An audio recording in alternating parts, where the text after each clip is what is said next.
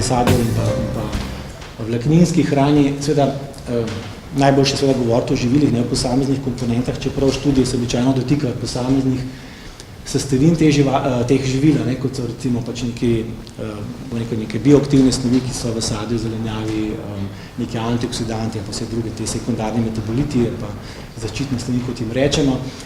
ki imajo pomembno vlogo, seveda posebno vlogo ima tudi prehranska vlaknina in pa kar je nenazadnje tudi pomembno po drugem mehanizmu, skratka po mehanizmu pridobivanja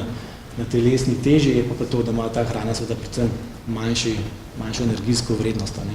in na ta način pač omogoča, da so obroki bolj uravnoteženi. Zdaj,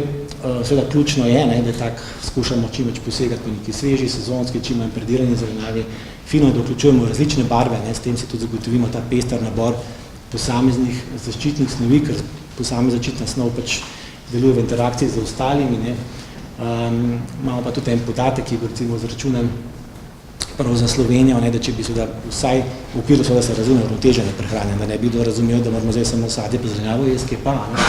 ampak v okviru uravnotežene prehrane, če bi povečal za 100 gramov uživanja zelenjave in sadje, bi lahko za 6% zmanjšali tveganje za raka.